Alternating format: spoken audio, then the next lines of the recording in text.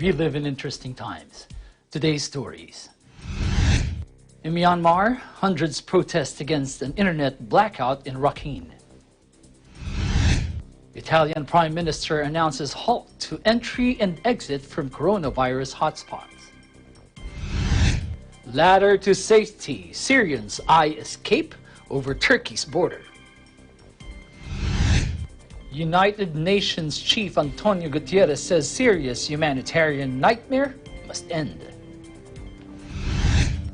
Migrants describe their struggle in an overcrowded Samos camp. The United Nations says Burkina violence is displacing 4,000 people daily. An Indian city builds a wall to hide slum for Trump's visit. Trump dismisses new Russia election interference claim at a Nevada rally. Allred says it is a long journey to justice as the fourth day of deliberations ends with a jury hung on 2 counts at Weinstein's trial. Plus, for EBC Sports, in XFL action, Seattle Dragons take CenturyLink Field for home opener. This is Eagle News coming to you from Washington, D.C., bringing you stories from around the globe. I'm Ace Ramirez.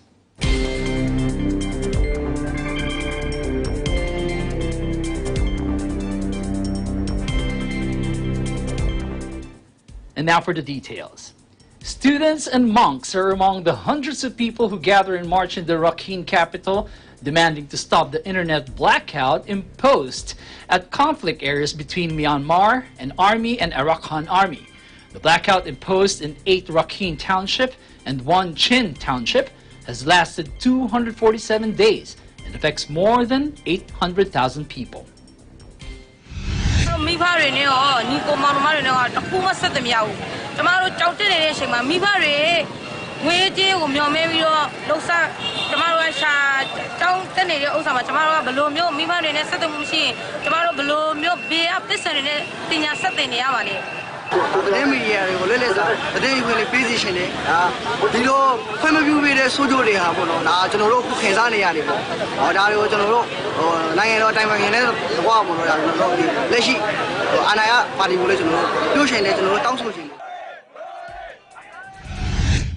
Italy's Prime Minister Giuseppe Conte announced a ban on people entering or leaving new coronavirus hotspots as the number of confirmed infections rose sharply to 79 on Saturday, in an outbreak that has claimed 2 lives in the country.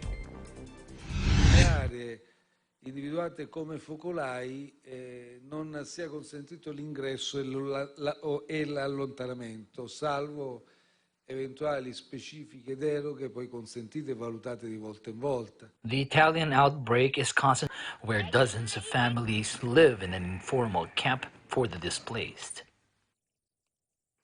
فبهاي المرحلة السيئة والأزمة اللي مر بها البلد، فقررت أنا إذا أتقدم النظام جهزت سلم، وصلت السلم ليك مشان إذا أقطع الأولاد، مع أنه عندي إصابة حربية وعندي أطفال معاقين بسبب الغصف الهمجي. أنا ما يختار أروح على تركيا. أنا عندي سوريا أغلى من مال الدنيا كله، أغلى من بلدان العالم كله، بس بدي شيء آمن، بدي نام، بدي شيء مأوى. أنا قاعد بارك بخيم، بدي أتآوى، بدي آوي الأطفال، بدي دفيه. وين بدك تروح؟ في عندك حل توصل للأحسن؟ ما عندنا حل. يا بدنا ندخل على الجدار والتركي يقتلنا كمان بنفس الوقت، يعني قناصات وغيره اللي يغرب على الجدار ما يخليه. وين رجعت النظام من ثاني جنب؟ أولاً الله بكل الأحوال. خلصت منها شهرين، صار تقدم للجيش، طلعنا على أتارب، صار قصف بأتارب، طلعنا على باب الهواء جنب الجدار التركي، وهاي الخيمة هون وهي الأولاد وهي. أخطينا جنب الجدار من شل أمان، وإذا صار دخل على تركيا ندخل على تركيا. جينا صوب صرمدة ودانا زحمي السكن ميكني، ومصاري ما في، وجينا بركنا هون بهالخيمة من كتر القصف. بركنا بهالخيمة، أنا عندي 8 أولاد وقرايبين عندهم بيجي 17، بركنا 19 واحد في الخيمة، وباركين هوني على الأمان جنب الجدار التركي. يعني ليك ورا الجدار شوف على أي شيء ما أحلاها صلاة على النبي. ونحن هون عايشين عيشي، يعني نحن مالنا بشر، نحن ما نشوف على العيشة ما أسوأها. يا أخي والله إن اضطر الأمر بدنا ندخل على تركيا، ندفش الجدار وندخل. Meanwhile, the man-made humanitarian nightmare in Syria's Idlib province must end now, UN Secretary General Antonio Guterres said Friday, but did not offer any specific plan for curbing the bloodshed in the final rebel holdout. Russian airstrikes in the northwestern province are bolstering a Syrian government offensive that has forced nearly 1 million civilians to flee, the biggest wave of displacement of the 9-year conflict. We are all aware of the unfolding crisis in northwest Syria and the terrible human toll on civilians. Nearly 900,000 people, the vast majority women and children, have fled in the latest fighting under the most tragic circumstances. Hundreds have been killed, many have been uprooted multiple times, and young children are freezing to death. Gutierrez recalled that he had repeatedly called for an immediate ceasefire in Idlib and urged all parties to avoid any escalation in the fighting. It is crucial to break the vicious circle of violence and suffering. I have repeatedly called for an immediate ceasefire on Idlib to end the humanitarian catastrophe and now also to avoid an uncontrollable escalation. I have conveyed this message publicly and directly to key actors.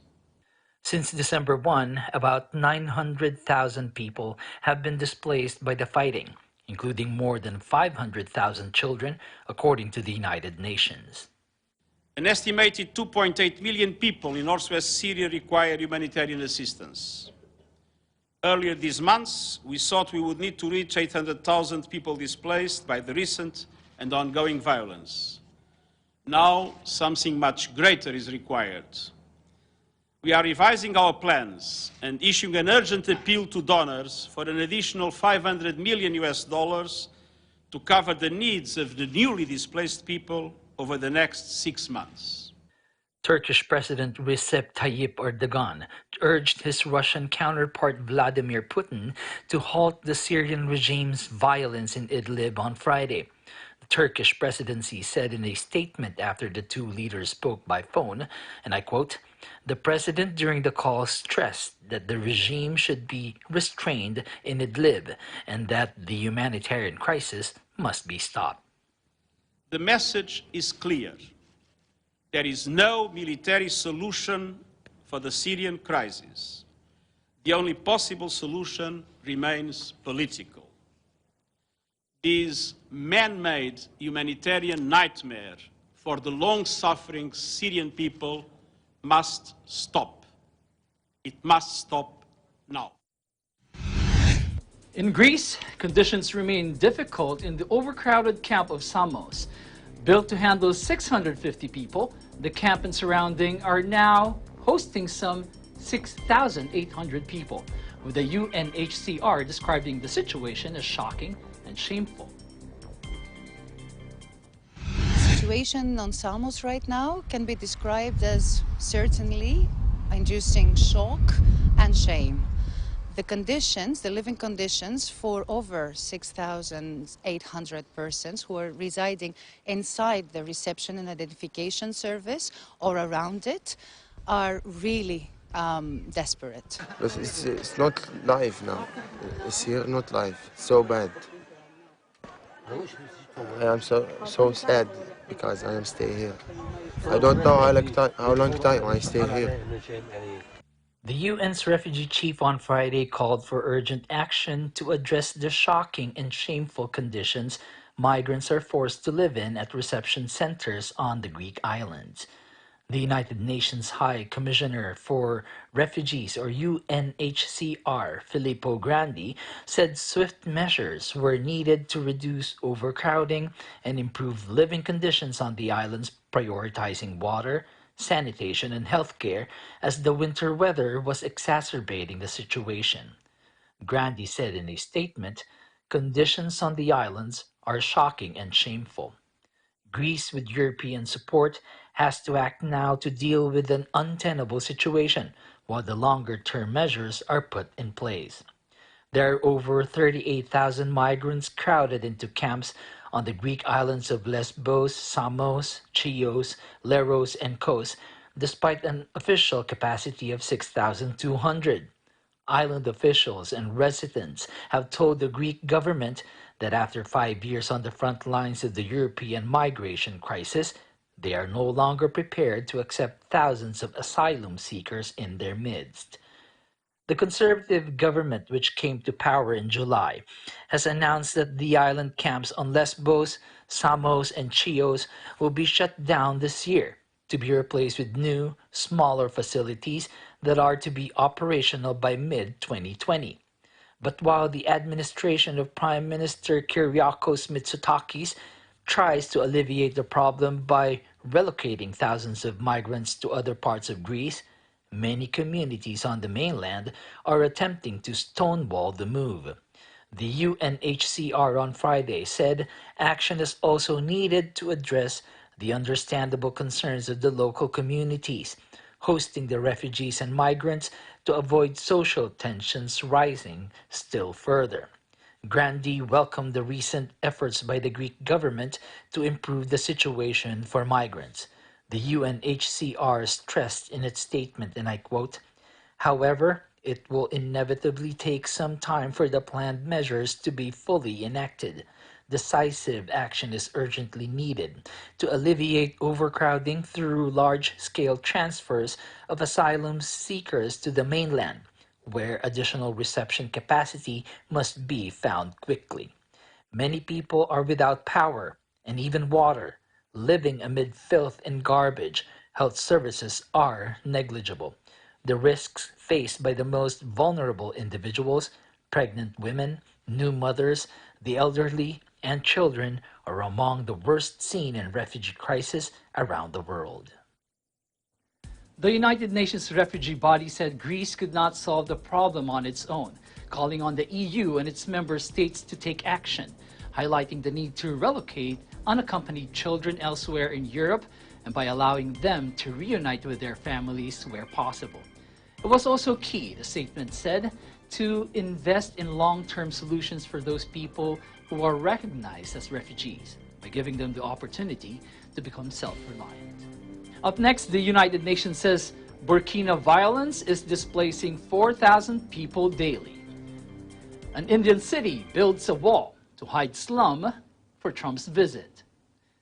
Trump dismisses new Russia election interference claim at a Nevada rally.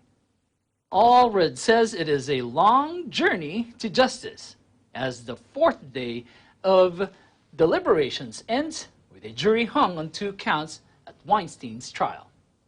Plus, for EBC Sports, in XFL action, Seattle Dragons take CenturyLink Field for home opener. Eagle News will be right back.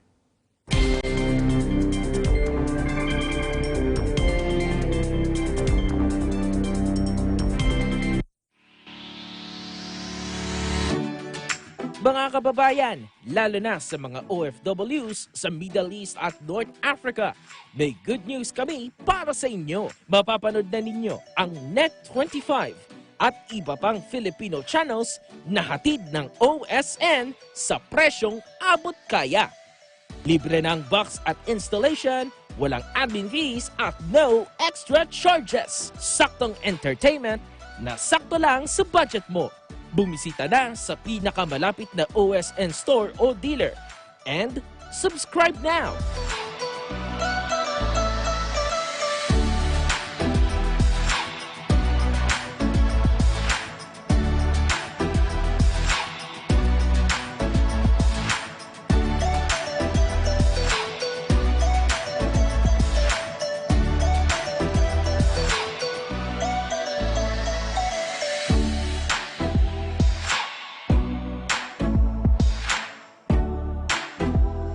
sa Net25 at OSN. Siguradong at home ka dito.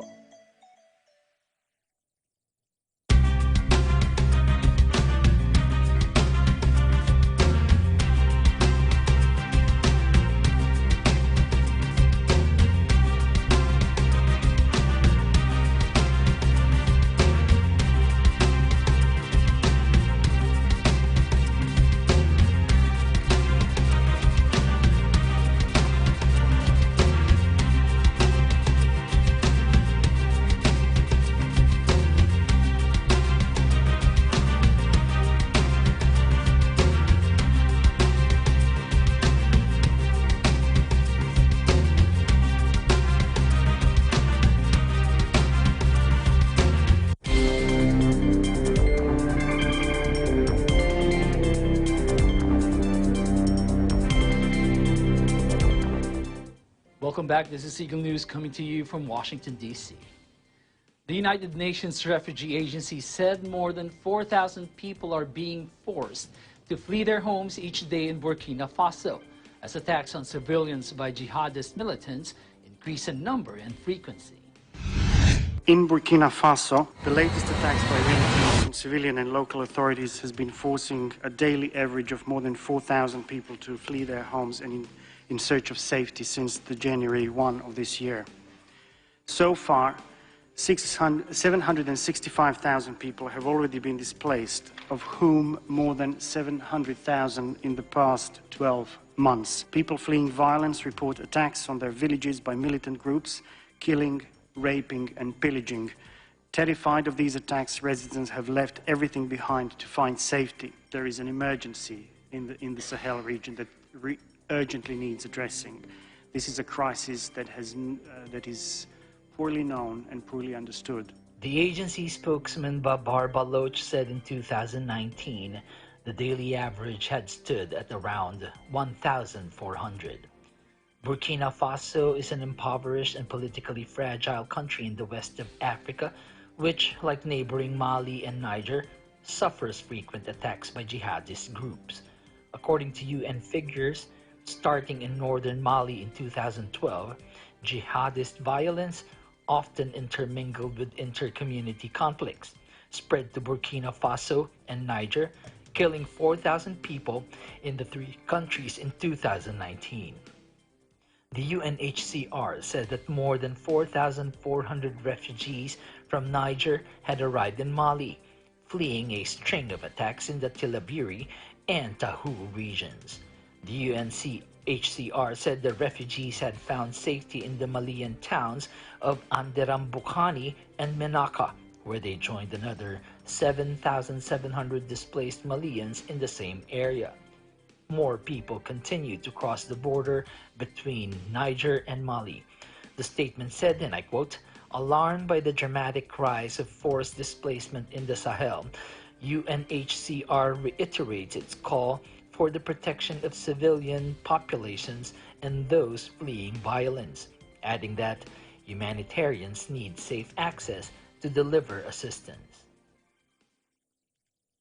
In other news, a 700-meter-long wall has been built in Ahmedabad, allegedly to hide a slum, ahead of U.S. President Donald Trump's visit to the western Indian city.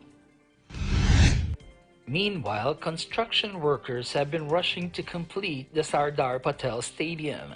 It will be rammed with around 100,000 people for an event dubbed Namaste Trump, payback for a Howdy Modi rally in Houston last year in front of some of America's vast Indian diaspora. U.S. President Donald Trump will open the world's biggest cricket stadium and watch the sunset at the famed Taj Mahal during a lightning visit to India starting Monday. But behind the spectacular optics, he is expected to face a protectionist counterpunch on trade. Trump's relationship with Prime Minister Narendra Modi, that will be on show again, belies prickly relations, particularly over commerce, with both men ramping up protectionist measures. Experts say this has hurt U.S. efforts to make India a strategic counterweight to China, while Trump's mediation offer in the long-running Kashmir dispute with Pakistan has annoyed New Delhi. before his maiden official visit to the nation of 1.3 billion with First Lady Melania, daughter Ivanka, and son-in-law Jared Kushner, Trump said, and I quote, "We're not treated very well by India, but I happen to like Prime Minister Modi a lot." President Donald Trump dismisses reported warnings by U.S. intelligence that Russia is meddling in this year's elections as another, I quote, "ridiculous witch hunt planted by his Democratic rivals." After 3 years of ridiculous witch hunts and partisan Democrat crusades, by the way, I think they're starting another one. Did you see that? I see these phonies, these do-nothing Democrats. They said today that Putin wants to be sure that Trump gets elected. Here we go. Mini Mike. I think he's gone. But you know what? He'll spend another $500 million.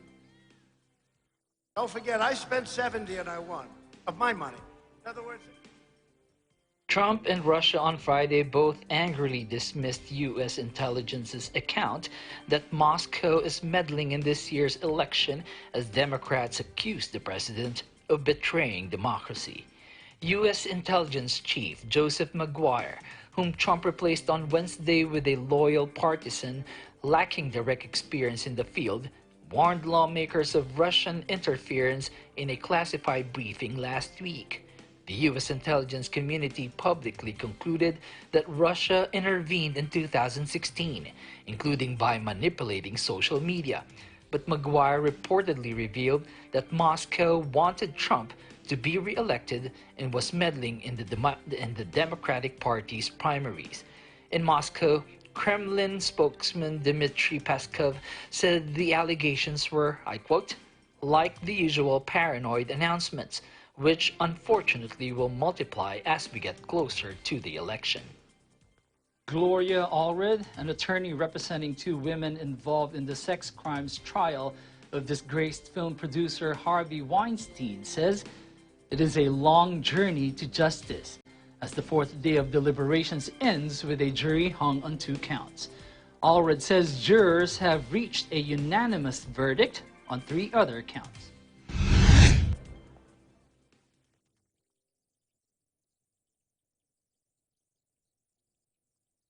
So they are hung on count 1 and 3. The judge gave what is called in the legal profession the Allen charge. And while I don't like to paraphrase jury instructions, I will just say generally I call it, jurors, please go back and try again. That's it. It is a long journey to justice. It's long for everyone involved and those who care about the result. But we'll see whether they're able to reach a verdict on Monday. And that's really all I can say at this time, because anything regarding tea leaves, which way are they leaning, if they're hung, we have no idea. We have no idea. As to the second charge, which involves my client Mimi, and the charge of criminal sexual assault, they have a unanimous jury verdict on that. Now, unanimous, we don't know whether that means unanimous for conviction or unanimous for acquittal. Count 4 and 5 involve Jessica. Count 4 is charge of rape 1. Count 5 is a charge of rape 3.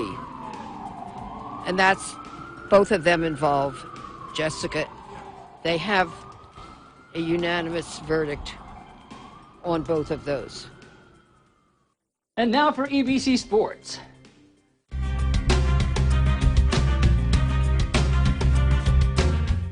While it has been several weeks since the NFL Super Bowl, it doesn't mean football is over.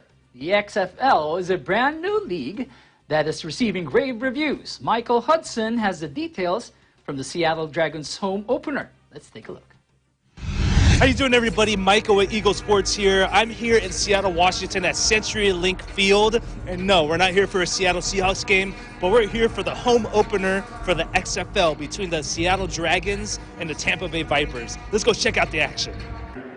On one of the most special days in professional sports history, the football enthusiasts and the curious alike came out to witness the XFL Seattle Dragons kick off their inaugural season with a 17-9 grinded-out home win against the newly anointed 0-2 Tampa Bay Vipers. Before an XFL record 29,172 people in attendance, Seattle persevered on both sides of the ball to send the Vipers home with their second loss of the season. I feel like we really performed on coming together and just not turning aside from our belief system of what we believe in, and it was really true between that coming in at halftime and having no points, and the defense really doing a great job. I mean, all day. And maybe they could have got off the field a little bit more in that last drive, but it's hard when you're trying to just make that team go a long field. What also helped bring victory to the Dragon locker room was Seahawk legend wide receiver Steve Largent, who bore the Dragon torch and ignited the special cauldron that was announced to be a Dragons pregame ritual throughout the season. We had some resilience there, and I think that really showed the fans, showed their teammates that they were not going to give up.